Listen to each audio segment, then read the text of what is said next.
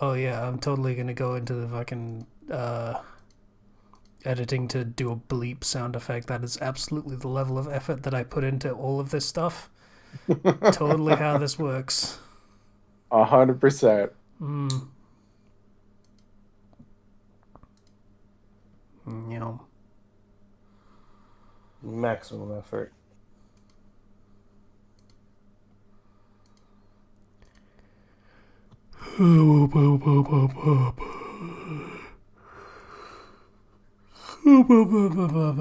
So, you know, podcast, yay. Woo! Mm, I'm sleepy. I'm sorry. Oh, well, that's okay. I have been doing writing all weekend and I am thus somewhat mentally exhausted. Fair. How's it been going, by the way, the writing? It's alright. Uh, as per usual, focusing on things I don't need to be writing as compared to things that I do need to be writing. That's how that Ah, goes.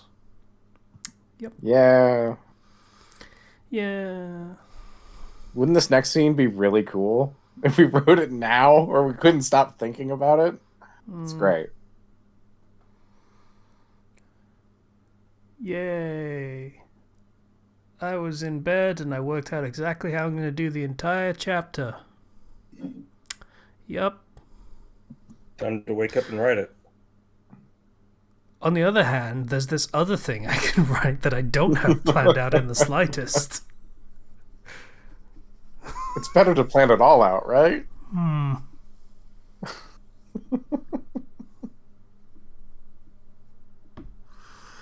Understandable.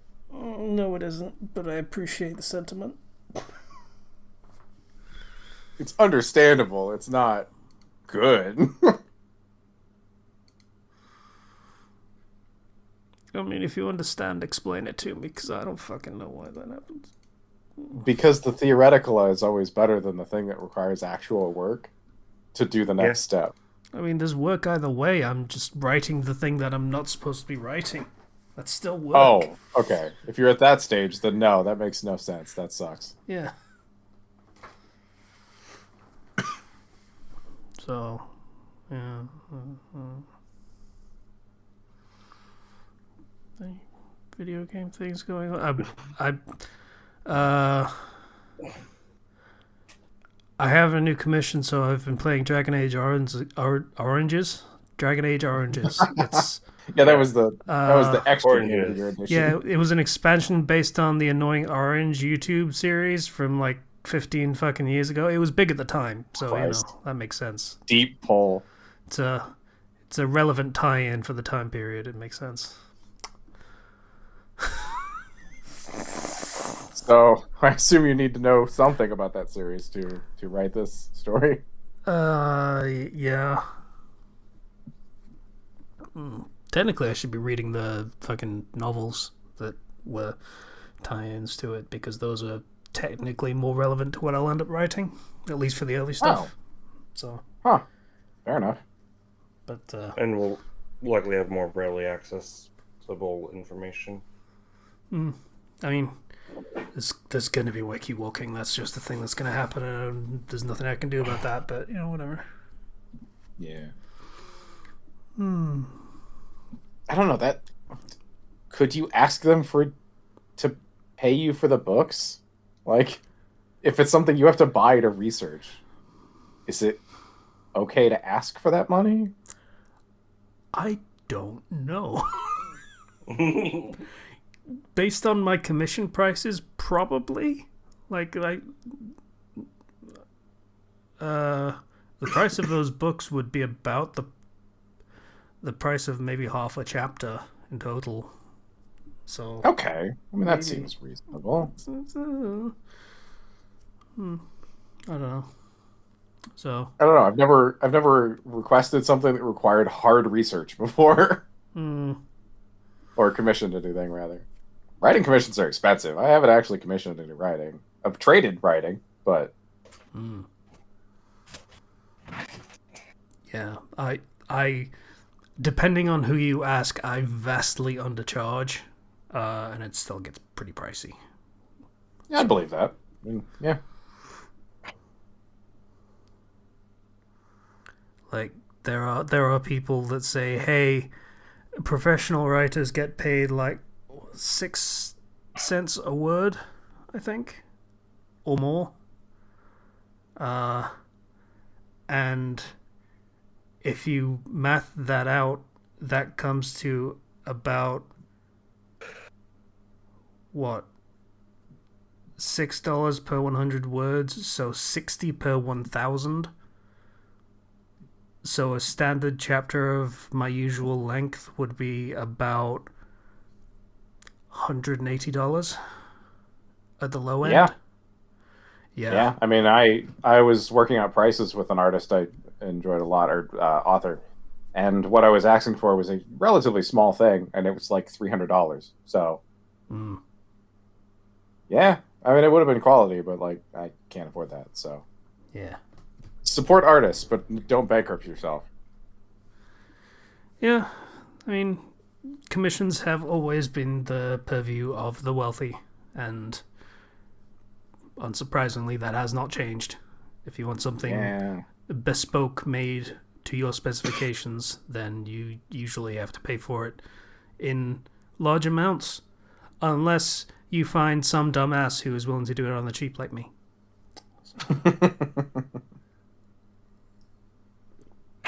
Yeah. So means you're more accessible to the market. Sure. I guess that's what that means. Yeah, sure. I also bought One Piece Odyssey because it is the Steam sale currently, and I thought, fuck it, I've been interested in that game, why not? I've given up on anime games. Is it okay? Is it decent? I have no idea. I haven't played it yet. I've been playing Dragon Age, like I said. Oh, right. Gotcha. But it's One Piece, but in Dragon Quest style of gameplay. So. Oh, okay. That should be good then. If they're just aping another gameplay style, that's fine. I just despise the anime fighter style. The anime arena fighter, where it's just not even a fighter. It's just purely visual aesthetic is what you get those games for more than anything else. I don't know. The Naruto ones were good. They were more than just visual spectacle. There was strategy to them. There are exceptions to the rule, but there's a lot of ones that are just nah. I mean, I don't think One Piece has had one of those, honestly. There has been the 2D fighting game, which was shit. There was the Pirate Warriors games, which were quite good for being Dynasty Warriors clones. Done, like, played perfectly straight. It's just fucking Dynasty Warriors with a One Piece skin. Then there was the open world game that was a new story and was not...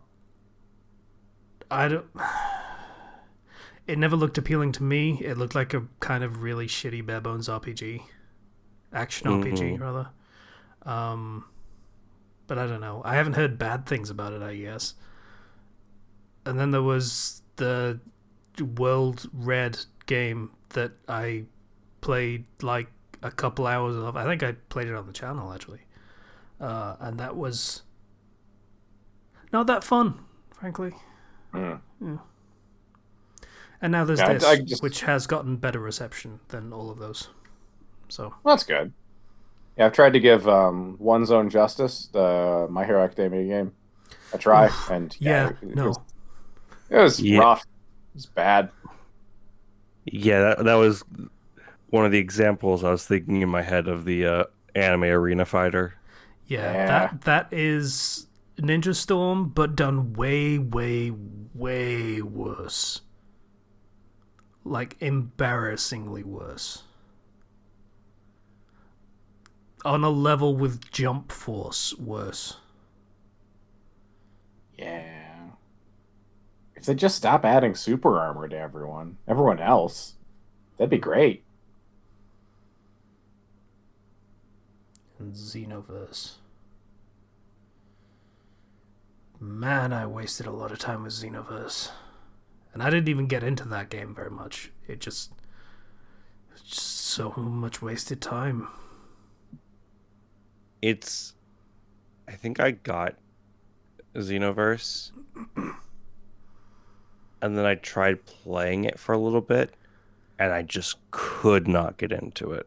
Yeah, like a lot of people did buy Xenoverse for multiple reasons. I think one of the big ones was is it Budokai that had like the alternate timelines where you could have stories that went differently and you could see how that would play out.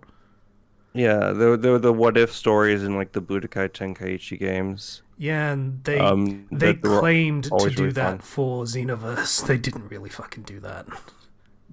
It was just, hey, this fight went differently, so you're fighting this guy instead of this guy. There is no cutscene or any kind of story related to it. You're just fighting this guy instead of that guy. That's it.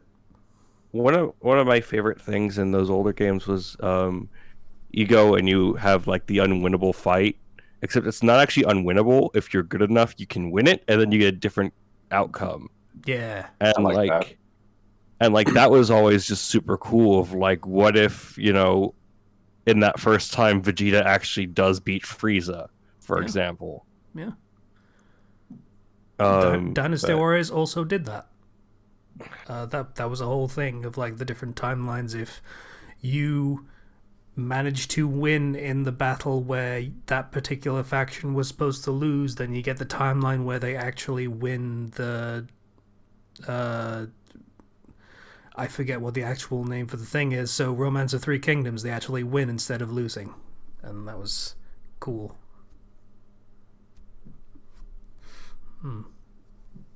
That stuff's always cool when you can just sort of overcome impossible odds and see how things go in that sense. It's not canon, but it doesn't have to be. It's just a nice alternate scenario. yeah, like an alternate ending of just like here's what would have happened in this situation. That's just super cool, and it's an extra bit of effort put into developing the game that you really don't have to do, but it always pays off. Hey, congratulations, you beat Lavos before you finished the whole 65 million BC thing. So now, in the modern day, everyone is lizard people. I love Chrono Trigger. Yeah. I appreciate any game that rewards you for winning an unwinnable fight. I don't care if it's just a slightly different cutscene. I don't care as long as it's something. Especially when it's like it was you go in on New Game Plus and you just like stomp them and they're just like how could this happen? I'll always Like- remember like the lowest end of the scale being in Kingdom Hearts 1. If you beat Leon as soon as you get your Keyblade, he just gives you a respectful nod or something in the cutscene, and that's it. What happens in that case is there is a cutscene of Sora being like, "Yeah, you're not that hot." He just passes out instead of losing. Passes out from exhaustion.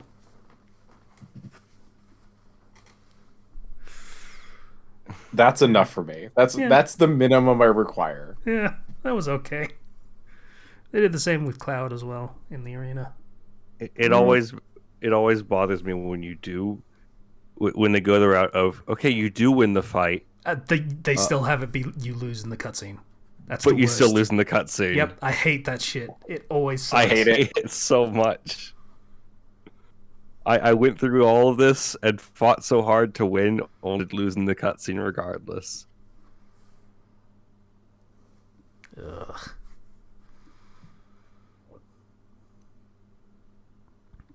It shouldn't even be a fight at that point. It should be a cutscene. Yeah. I would hate that too, but like I would hate it less. I wouldn't feel robbed. At least I'm used to characters being useless in cutscenes. Man, like, Hi-Fi Rush is a very recent example of this that is very dumb, but where it's like there is, I think it's level 3 or 4, where you fight the first robot that has the green armor on it, so you can't actually kill it. So you try and hit it several times and it doesn't work, and eventually it just turns into a cutscene where the thing just stomps you in the face. But then because it has the level replay feature where you can just go back and do it again, you can go back with the thing that would let you kill it.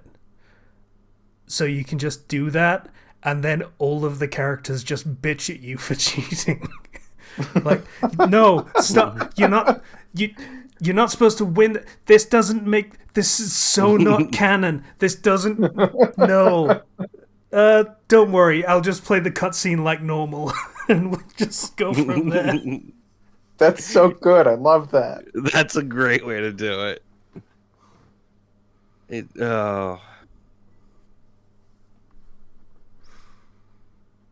But even like another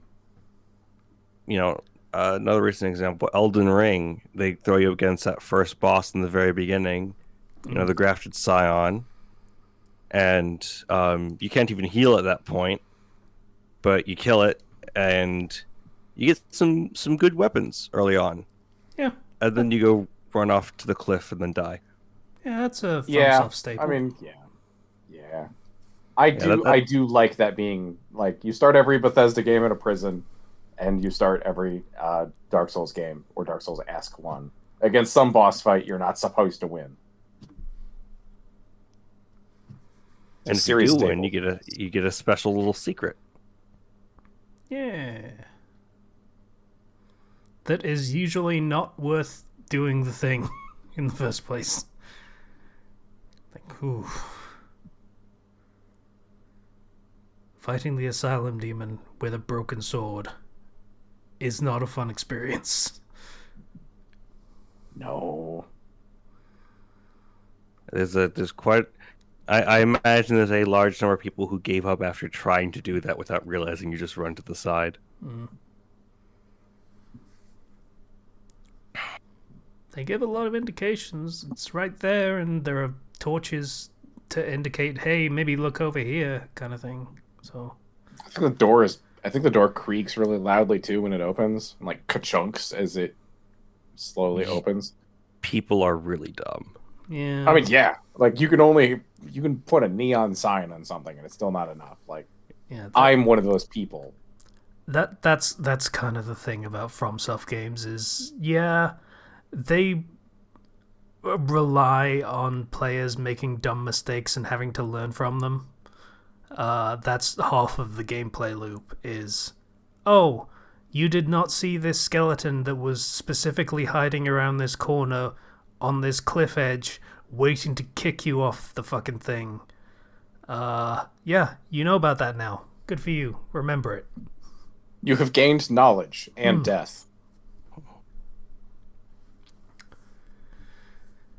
Yeah. So, while that is part of the main gameplay conceit, they specifically can't just completely signpost you in any part of it, because that teaches the wrong message, that the game will not signpost you. You need to figure shit out. So, that makes some amount of sense, I guess.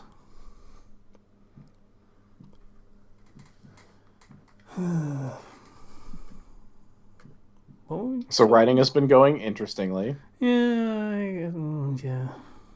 Well, I finally finished the commission that was very, very, very overdue, so technically nothing is currently overdue. As usual, I say that on a Sunday, which means tomorrow is Monday, which is Patreon Day, so that feeling of everything being okay and on time lasts for approximately 65 minutes. So, enjoying that while I can. Holy shit, it's 11 for you? No, it's just double checking. Yeah, it's 10:55. Oh, okay, gotcha. Yeah. I didn't realize that. I thought it was, for some reason I thought it was in the other direction. I'm really dumb. Yeah. So yeah, I have Patreon chapters to do tomorrow, and then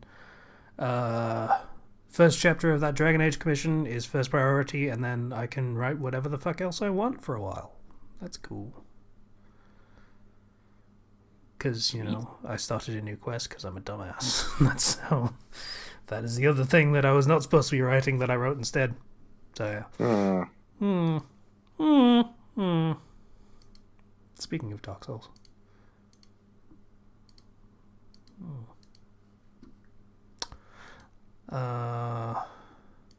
That's pretty much all I got, I think. I don't know if there's anything else I really have inclination to talk about for myself. So, Slicer, how's it going? Pretty one note, actually. I finally managed to go to LARPing practice, so that was nice. My last couple of weeks have been spent back home in Iowa with visiting family, so haven't actually had the chance to go out and fight for a while. Do you have a new group or something since you're in Minnesota now? Yep. Yeah. There is a local realm up here, and they meet like 10 minutes from my house, so that's super nice. Wicked. Which means I don't have to deal with traffic for the most part. I mean, it's still driving, so there's traffic involved, but the previous location took me what would have been 35 minutes, but wound up usually being an hour to get to. So that's fun. But I helped a friend of mine who is now one of my housemates move, and he had a big PVC spear that is 10 feet long, and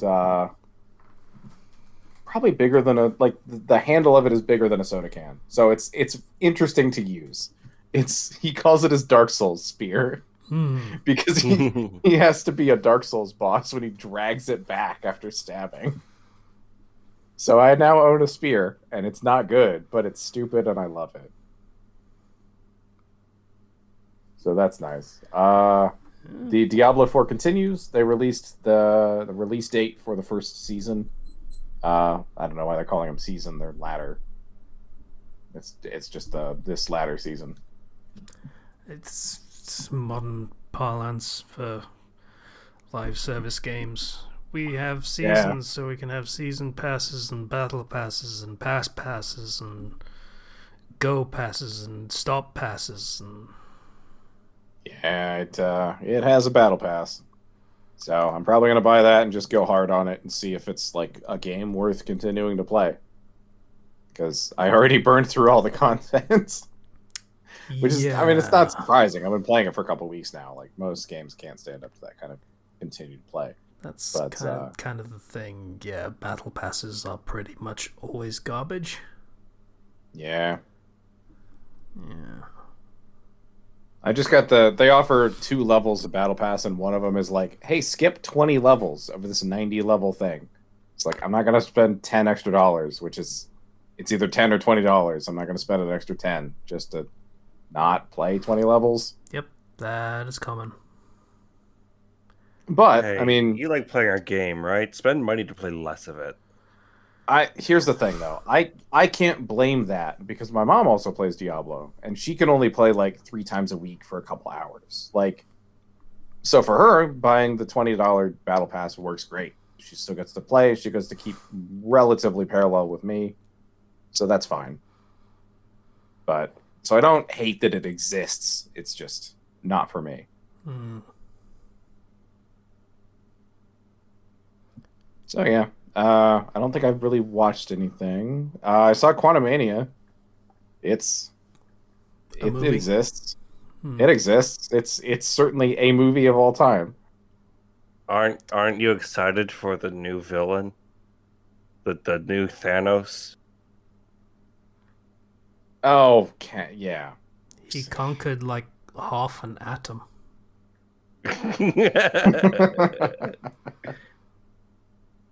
Quarks tremble in fear, and also because they just do that, but also in fear. That's I don't know. I watched it with my girlfriend, and we were confused whether it was going to be Loki season 2 or its own movie.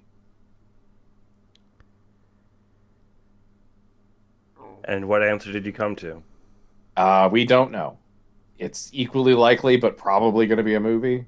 But I mean, Loki was only a couple episodes on the next part of this particular story branch. If it was going to be a movie or a season 2 of Loki. Oh, it's season 2 of Loki. Okay, yeah, because Loki and the Woo Man showed up. I'm blanking on his name right now. Owen Wilson? That's the one.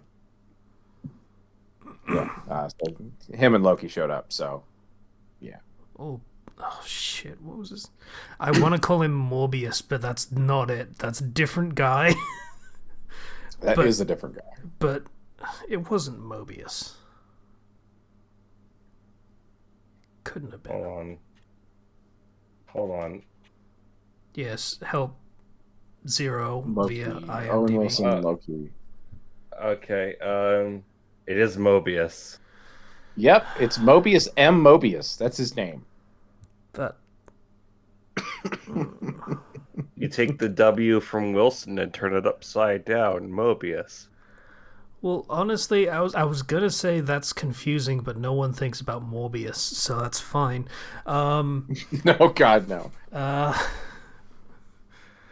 Morbius is famous for how much people don't give a shit about Morbius, but also Mobius is so on the fucking nose for a time travel fucking character. Yeah. Yeah. I mean, they weren't ever gonna be subtle. Like, I mean, Marvel has evolved past that. One of the biggest things involved in the whole time travel of Endgame is the Mobius strip.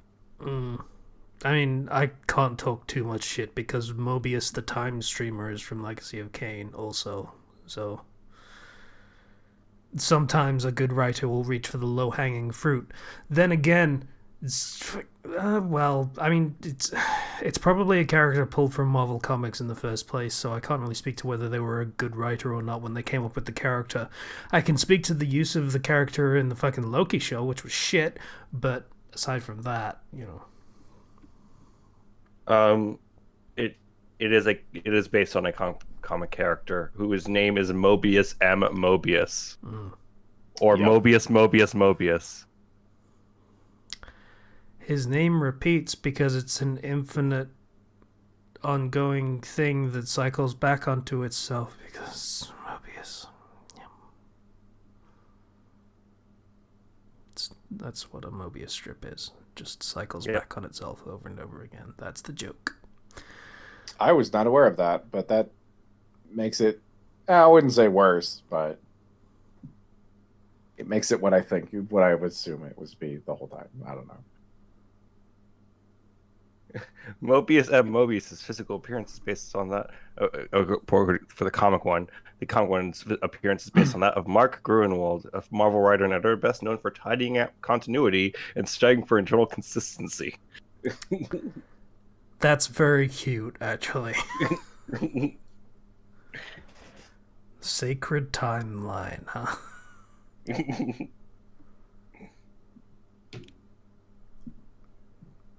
Yeah, so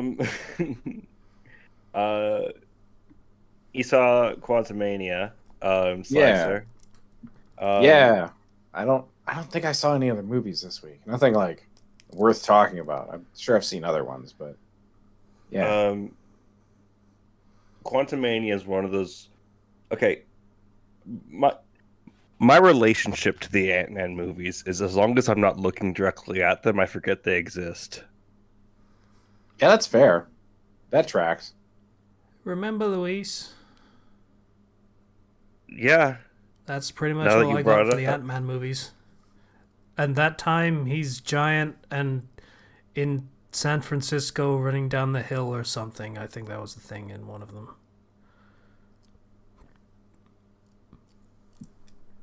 Maybe. I don't know what you're talking about. San Francisco has that really, really steep road. That's a thing that they have, and I think there was a scene in Ant-Man 1, maybe, where that's a part of the scene, and Ant-Man's giant, and something's happening. He's... I don't remember how the fucking Ant-Man movies go.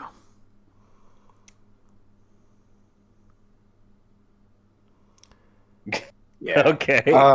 I did remember. Have you guys ever seen Silo? It's a series. I don't know what it's on because I saw it on Plex, so I don't know where it was from. I've not. And so it's like a 10 episode long series, 1 hour long episodes about a silo. They call it a silo. It's just basically it's a vertical bunker that's hundreds of stories deep. And it's kind of trippy. They have a big camera set up to the surface.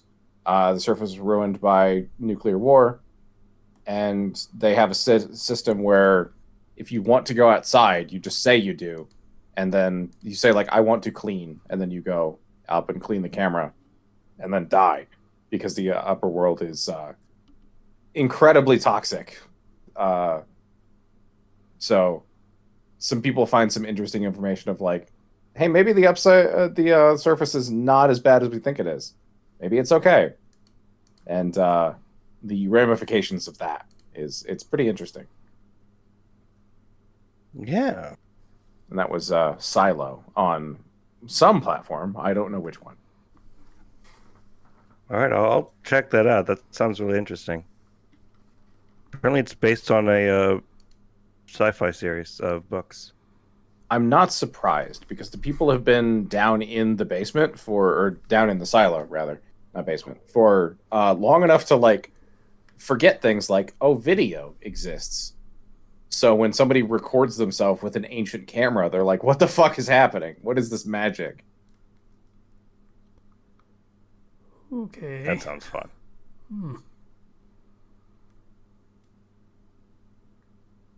So yeah, Anything- I believe anything that's it. I don't think I've done anything else. All right. I guess I'll go then. So, first things first, I went on a vacation. Sweet. Short trip, over to Las Vegas. Okay. Viva, etc. So I kind of ran into a bit of a problem immediately out the gate, which was I was going through security, and show them my license, and they, put it in their scanning device, and I'm expecting the green beep. I get the red beep. Red beep's no good. License is expired. Whoops. Okay. Do you have any other forms of identification on you, like a passport? Left my passport at home. Does my health insurance card count? It doesn't have a picture on it. And so they take me over to the side and go put me through a full screening,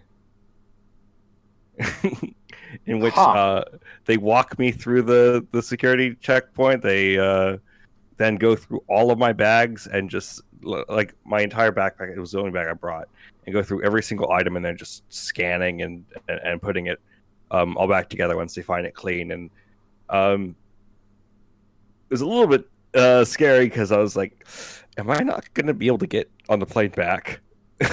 That would be bad. Yeah. What? How expired was your license? Well, you see, here's the issue. When my license originally was going to expire, I had set to renew, and I had paid the fee. But the DMV, I believe, sent the license to the house I used to live in, rather than the house I'm currently living in. And I never followed up on that. So, the limit on how late your license can be expired is a year and a day. It's a little bit past that. A little bit past that. That's rough. Definitely something to check before you travel. So Definitely when I to got check before home, you drive. So when I got home, I went ahead and just submitted a request to the DMV to change my address, which, knowing the DMV, it takes 72 hours after sending a formal request to do that. And then I have to go in there and just say, I lost the license you sent me. And just play it cool like that. Okay. I mean, I assume it'll take you an hour and a half to get to the counter, which is what happened for me. But Gotta bring out a bunch of documents and just walk up there and be like, here, here, here. This is all proof that I am a person. I am he. And yeah, so I went through security and then short flight because, California, Nevada, right next to each other. Short flight over to Vegas. Was exhausted, but family decided to do some casino crawling. And my best friend that trip was the Little Shop of Horrors slot machine. did you win? Because I go and sit down and I roll once, I roll twice, and then the machine starts going crazy, and I won $80. Okay. So Okay. I gave like 10 of that back, trying to see if I could get another explosion like that, and then I just cashed out, walked away, turned that little ticket they gave me into dollar bills, and just decided I'm just gonna watch everybody else lose their money. I think I'm good for right now. And as a result, I am the only person who walked away with a net positive in terms of money. That's pretty rare. I mean, well done. But did you walk away with a net positive in terms of fun? Yeah. Fair enough then. Yeah. I did play. I still did continue to play with that money.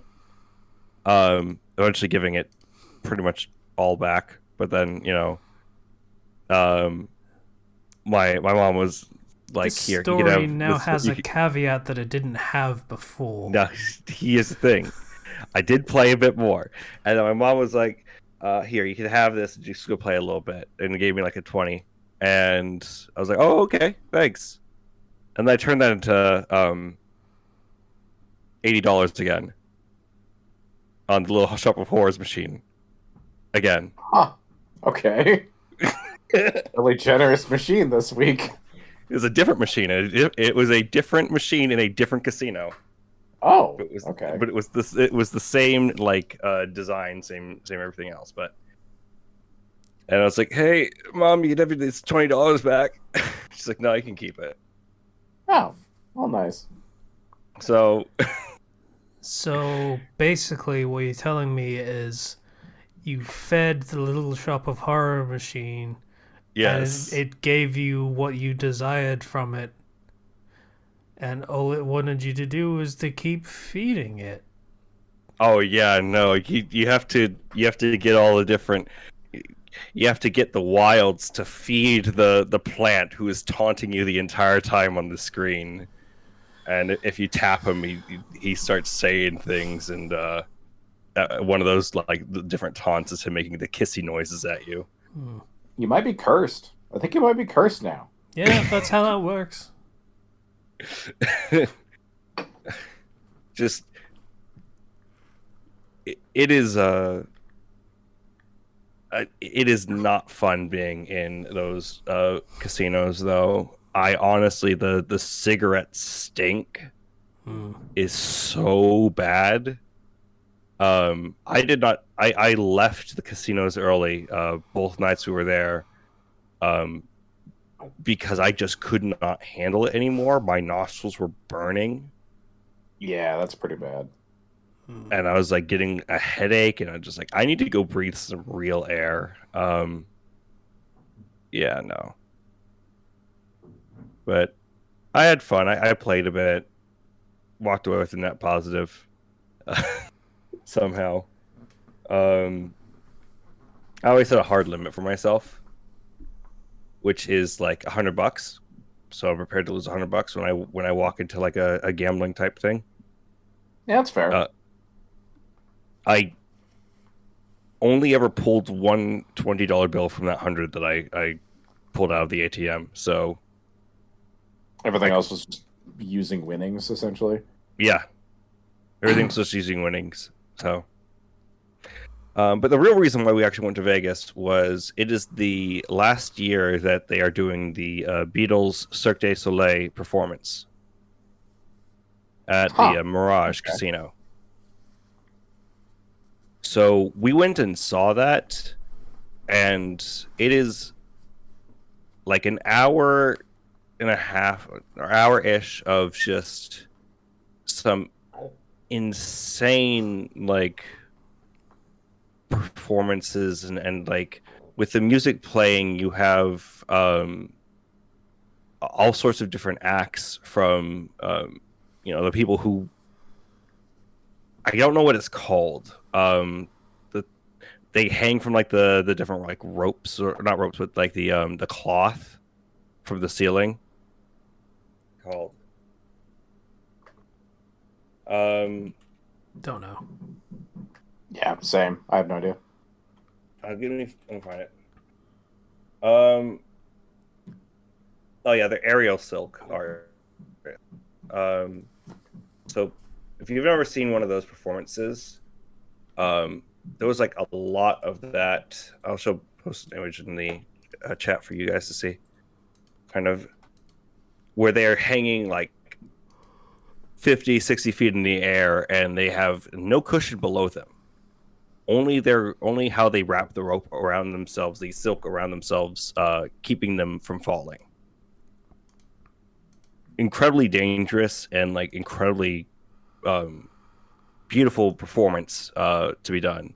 So there was a lot of that. There was an entire section in which they had roller skaters coming up and like doing a bunch of tricks on these ramps. There was a whole section in which they spread out this giant sheet all the way across the audience, and in the center of it, atop the sheet, was this bed. And as they were moving the sheet, it turned into looking almost like an ocean with all the lights bouncing on it, and the bed becomes suddenly the only boat on this ocean, with one guy having an oar on it, and with like a bunch of kids basically.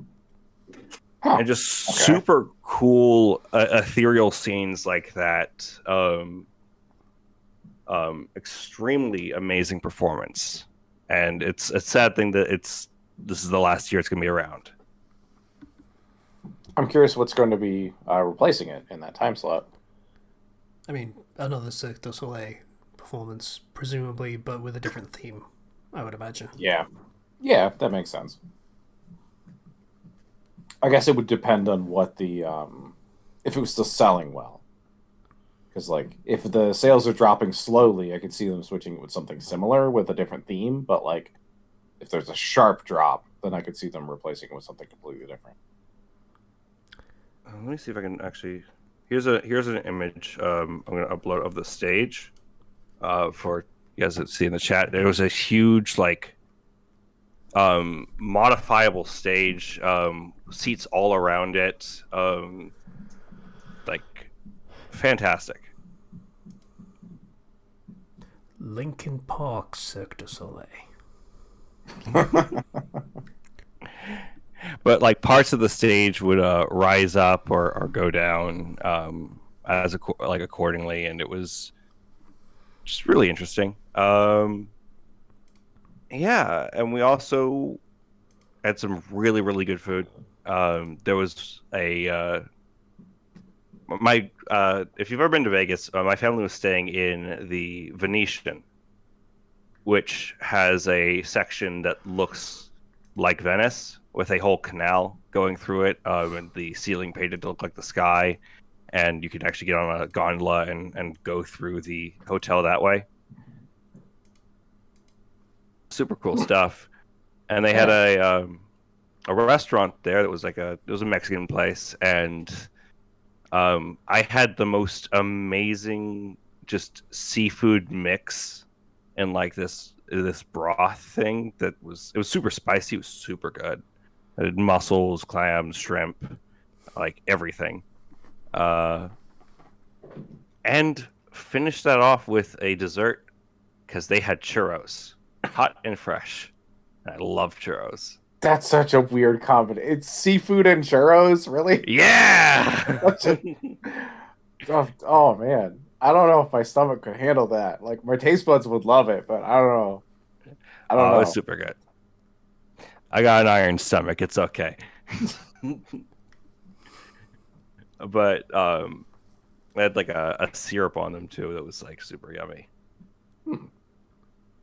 Um, it is rare to have good old hot and fresh churros that like seem like they're actually just baked and just recently like that or fried or whatever.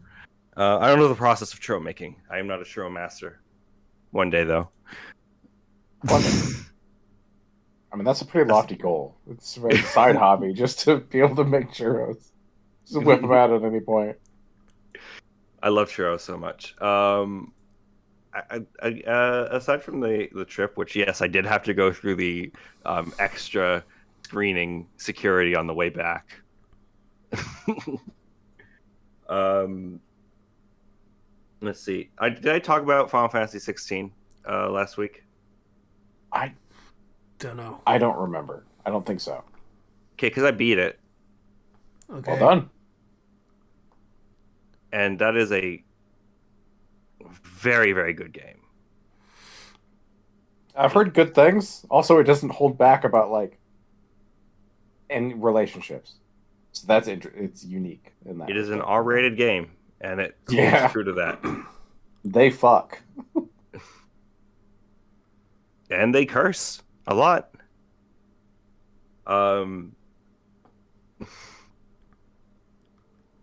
They have to watch they had to watch like the first 4 seasons of Game of Thrones, the developers, when making this game. And that Game of Thrones influence is definitely there, but not without having ample Final Fantasy 14 influence. It's really good. It's a really good game. So are you telling me is someone fucks a chocobo? Only if it's a politically important chocobo. Oh, no. See, Zero is having a way too intense reaction to what was meant to be just an off-the-cuff joke. So that's starting to make me think that maybe someone does fuck a chocobo. No. At least, there is... maybe someone sends some side-eye at a chocobo. It reminded me of one in particular relationship that's really, really weird that I cannot talk about because spoilers. But it is one of the best games I have ever played, I think. Presentation on point, soundtrack on point, blown out of the park. The combat is so they got like the DMC team and the Kingdom Hearts team, like DMC5 combat team and Kingdom Hearts and everything, and they have the best in the best working on this combat. It is not a difficult game. It is not a game in which you're going to be doing massive Devil May Cry combos. But that's okay. I think they were trying to make it a bit more approachable for, Final Fantasy fans because a lot of them come from, turn-based RPG background. And bitch and moan when they're not just turn-based RPGs. Yeah. Yeah. But I had a lot of fun with the combat. There's a lot of customizability in how you want to approach it because as you progress through the game, you unlock the special abilities of several of like the different icons or the summons that would be in other games. So like there's Bahamut, Shiva, Ramu, stuff like that, and you can use their abilities to kind of just do a ton of damage or to help you combo better. Which you also have dog button, which means you can use your D-pad to have your dog break into the after your combo ender, have dog go attack to continue combo. So you have dog combos. It's really fun. Okay. Yes, you have your dog Torgal, big wolf guy, big wolf boy. You can pet the dog, by the way. Very Good. important. You should always be able to pet the dog or the animal in general. You should be able to pet cats too, if they want it. Yeah. So I mean, it has the most epic boss battles I've seen in any video game I have ever played. An epic in the traditional meaning, I suppose. Uh, yeah. Nothing more to say on that other than that. It's just a really, really good game, and I hope that more people can get to play it because it is on the PS5 exclusively right now, and will probably come to PC in like a year or something. On the Epic Game Store. Yeah. Also, while I respect your opinion and don't want to downplay it too much, I will say recency bias. Yeah, obviously recency bias. That being said, I think that I think like if I were to talk about like cons, um, the biggest con I guess I could put against the game is there's a lot of cutscenes and things that are like it is a very story heavy game. So on replay, you're just gonna probably be skipping a lot, and there's some things that are just playable cinematic moments that might not be fun on replay. The lack of a harder difficulty is kind of yeah, but on New Game Plus, you have Final Fantasy mode, which I have not tried, which is a harder difficulty that adds in new moves for bosses. So give that a shot, maybe. Final Fantasy. The finalist fantasy. Yeah, Fantasy must die.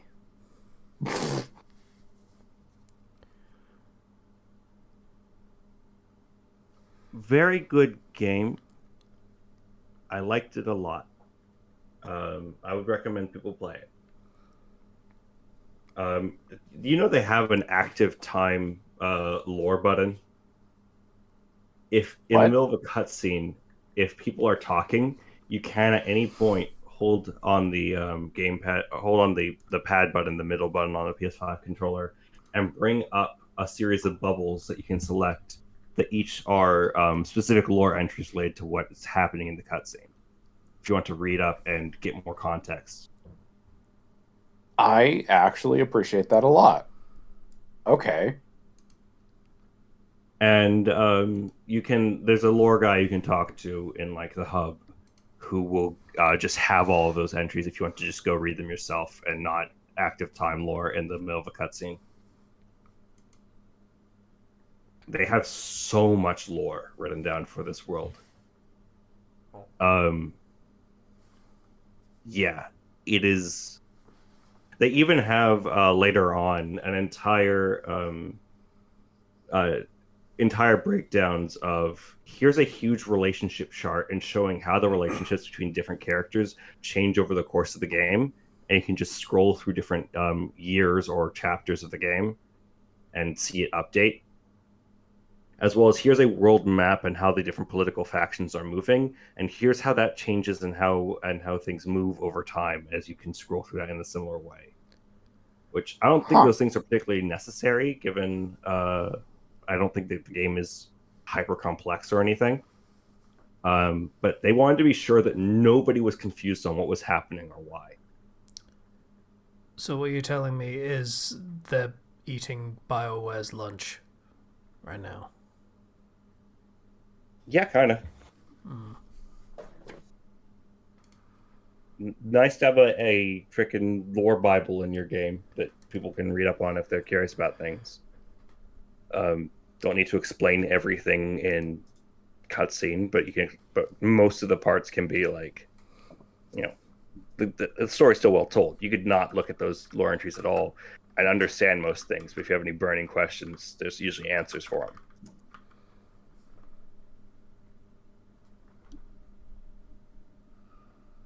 So yeah, really cool stuff in the game. Um, aside from that, a bunch of animes are ending and new animes are starting. It is that time of year, or season rather. And I am very happy to announce that the anime adaptation I have been waiting for is Is it the vending released. machine one? You mentioned that last week. Reborn as a vending machine. I still have not watched episode one, but I'm going to after this. I mean, I imagine it's probably better if you save up, a couple weeks of episodes. As hard as it is to wait. Save it up. Yeah. Um I'm starting to feel like you're overhyping that thing. Which, Oh, I mean, in fairness, I I think that about everything that you suggest and like. But you were an enthusiastic guy. okay. To be clear here, when I am hyping up vending machine, I am typically having most of that enthusiasm as a joke. I am not 100% sincere.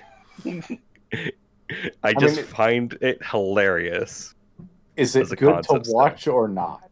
I mean, yes, that's the important part. Then yeah, that's fine.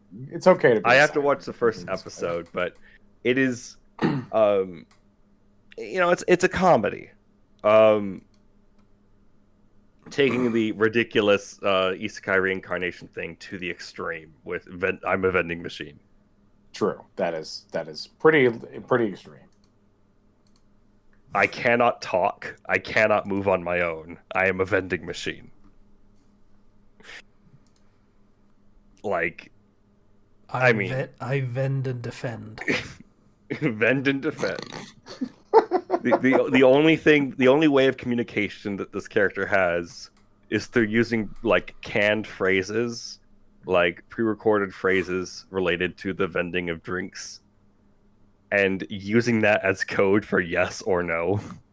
Welcome to the circus of value. So like, yeah, that's good. Oshinoko ended. Please watch Oshinoko. It is a fantastically written series.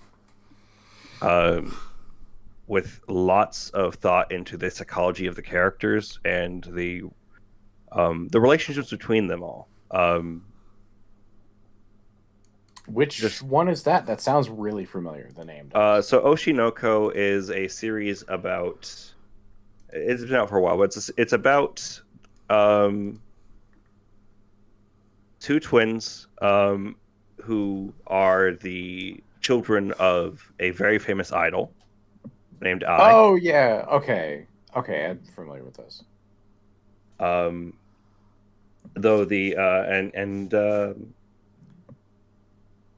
I guess I'll get into what this show is more actually about, since it's full season's out. The first episode is a movie, by the way. It was released in theaters. Wow. The premise is that the two children, the two twins, are people who are reincarnated, as in people from our world, basically. Reincarnated as the children of a celebrity. One being a doctor, and the other being the girl twin being the cancer patient that he had been treating, who had died at the age of 12. But they are not aware of each other's identities. And having an older and a younger perspective on the entertainment industry is very interesting in that regard, I suppose. Though I'm trying to dance around the one major thing that happens, but please watch Oshinoko. It is masterclass in writing. To the point that even when I'm like, oh, it's spoiled a bit, it's like, I can't. I can't. Fair enough. Yeah, I'll have to give that a shot. Yeah, and also finished Mashal. Very good. I also finished the Konosuba Megaman side story, Is which that is that good? By the way, is that worth watching to the end? Like, yes, actually, so it does a lot to actually flesh out her entire village as well as her relationship with Union, which is super wholesome. I feel like that was the ideal goal, was to flesh out that relationship, expand the world there, because we know what character she's going to be by the end, obviously. Hmm. So it sounds like they nailed it. That's good. And they actually introduced some characters that only show up later on in later arcs of Konosuba that Megaman meets, which is really Oh, interesting. okay. Um, and then you get to the part near the end where she's actually in the town of Axel, and every time she's walking by, you see, you just hear in the background Aqua and Cosmo arguing with each other over their failed job that they just messed up and how they're gonna have to stay in the stables again. That's incredible. I love that. And just they're in the same town, and Cosmo and Aqua are never quiet because they're Seeing these always. people from a third party's perspective is what we need to see, because It's they super seem cool. they're insane.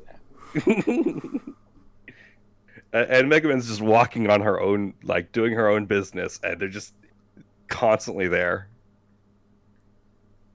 And the anime, of course, wonderfully ends with her exact scene where she introduces herself in the anime.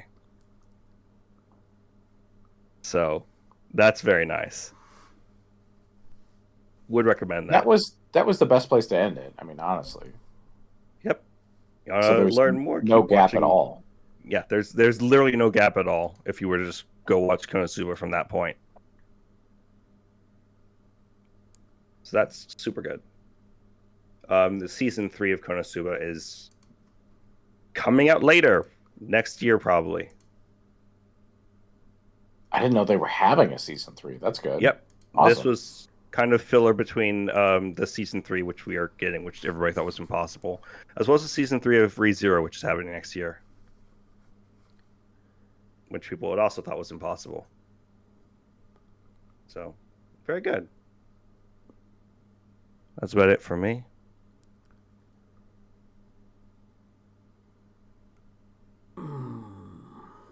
Now I'm just chilling. Does ReZero still make sense to continue in this current landscape? How do you mean? Ah. Hmm. I mean, Konosuba is a parody of the isekai bullshit, but it's also a comedy in its own right. ReZero is just a complete deconstruction of isekai bullshit from top to bottom, which feels like a well that has been plumbed quite thoroughly. Would say, did you ever see season 2 of ReZero? Nope. I Um, didn't watch season 1 of ReZero. hmm. Like, ReZero like I does say, a. it's a deconstruction of a genre that I didn't watch, so who cares? It initially started as that, though it has done a lot of work to cement itself as its own series with its own ongoing conflicts and things going on, its own mysteries. Hmm. So I fully think that it is good for it to continue. Um, because it is still a pretty good psychological thriller. With lots of stories still to tell. Okay. I know the novels went on for quite a while. I think they're still going on. Which I know the Konosuba novels are on a hiatus because they reached an end point. With a like, as in they actually ended with there being a sequel in the works. Like, went and defeated the whole Demon King, all of that whole shebang. Okay. So, looking forward to that. Hmm.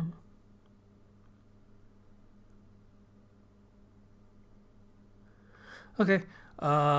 We need to do the patrons. I would like this episode to end. I have been struggling to maintain politeness because I don't know whether it's been audible, but my breathing has been suffering. Windows closed, cooling fan is off, and it's not doing good things to me. Yeah, that's fair. All right. Will do, buddy. Okay. So, thank you to our patrons for last month. Thank you to Ryuhitsia21, Sailor of House Thunderbird, Vale, Greek Guy, Ethan F, The Crossbrain, Proper37 as well. You guys are awesome for our lucky number 7 patrons right now. Woo! Thanks, guys.